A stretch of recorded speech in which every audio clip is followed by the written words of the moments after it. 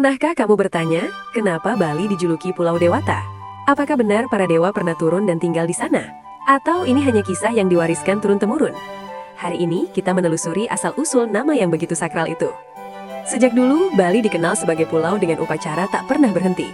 Asap dupa mengepul setiap hari, sesajen tersusun rapi di depan rumah, pura, bahkan di tepi jalan.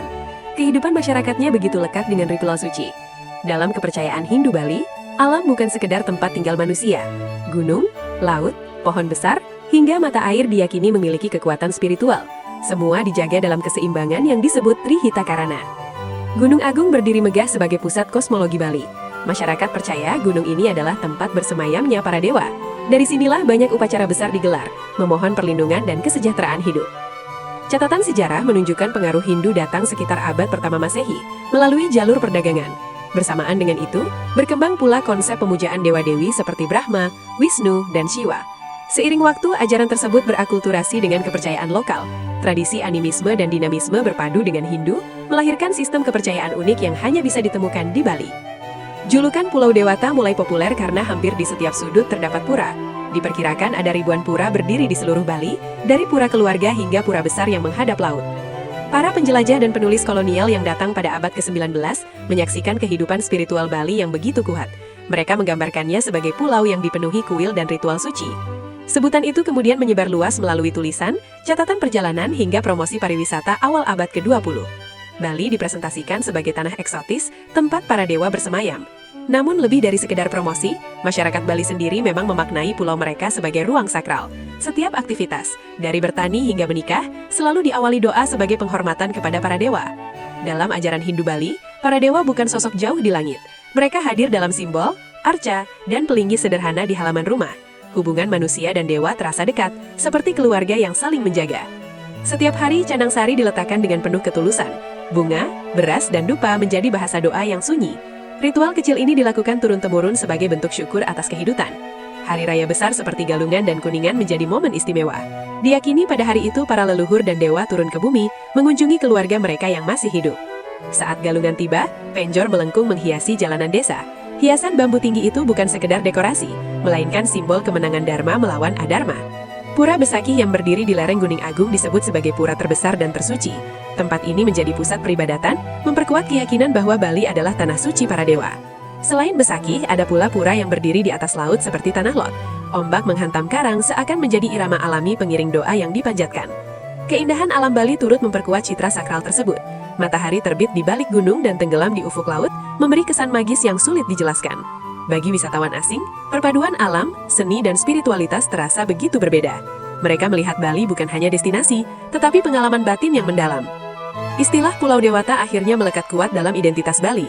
Ia bukan sekedar julukan, melainkan cerminan kehidupan yang menyatukan manusia, alam, dan kekuatan ilahi. Dari generasi ke generasi, sebutan itu diwariskan tanpa paksaan. Ia tumbuh alami dari keyakinan, tradisi, dan rasa hormat yang mendalam kepada para dewa. Kepercayaan masyarakat Bali menempatkan keseimbangan sebagai inti kehidupan. Mereka percaya jika hubungan manusia, alam, dan Tuhan terjaga, maka harmoni akan tercipta dalam setiap aspek kehidupan. Konsep itu tercermin dalam arsitektur rumah dan pura. Setiap bangunan memiliki arah dan posisi tertentu, mengikuti aturan sakral yang diwariskan leluhur sejak berabad-abad lalu. Upacara ngaben menjadi salah satu ritual paling dikenal. Prosesi pembakaran jenazah ini diyakini sebagai jalan mengembalikan ruh menuju alam para dewa.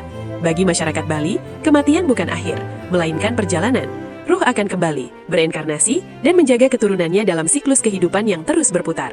Di setiap desa adat, terdapat aturan dan tata cara ibadah yang dijaga ketat. Nilai spiritual menjadi fondasi kuat yang membedakan Bali dari daerah lain di Nusantara. Meski zaman terus berubah, tradisi tetap dijunjung tinggi. Generasi muda belajar menari, menabuh gamelan, dan memahami makna upacara sejak usia dini. Bahkan dalam hiruk-pikuk pariwisata modern, suara lonceng pura dan lantunan mantra tetap terdengar.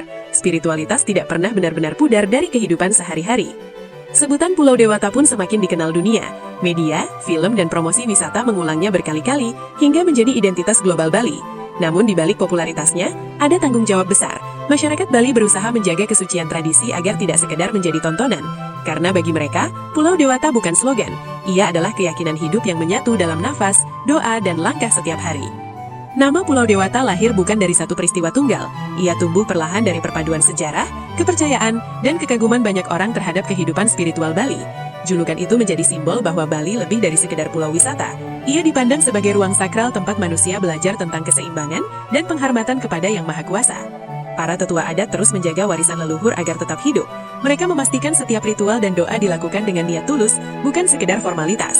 Anak-anak Bali tumbuh menyaksikan upacara sejak kecil. Dari situlah rasa hormat kepada dewa dan alam tertanam kuat dalam diri mereka. Meski modernisasi tak terhindarkan, nilai sakral tetap dipertahankan. Hotel megah boleh berdiri, namun pura tetap menjadi pusat spiritual masyarakat. Pulau Dewata bukan berarti para dewa benar-benar terlihat kasat mata. Maknanya lebih dalam, tentang keyakinan bahwa kekuatan ilahi hadir dalam setiap aspek kehidupan. Dari gunung hingga laut, dari desa hingga kota, nuansa religius terasa menyatu dengan budaya. Itulah yang membuat julukan ini terasa begitu hidup dan relevan. Kini kita memahami, sebutan Pulau Dewata bukan sekedar label promosi, ia adalah cerminan identitas dan cara pandang masyarakat Bali terhadap dunia. Melalui sejarah panjang dan tradisi yang terjaga, Bali mempertahankan pesonanya sebagai pulau spiritual, tempat di mana manusia dan keyakinan berjalan berdampingan. Jika kamu menikmati kisah ini dan ingin tahu kisah menarik lainnya, jangan lupa like, komen, share, dan subscribe Narasi Negeri, agar kita bisa terus menelusuri sejarah dan budaya Nusantara bersama.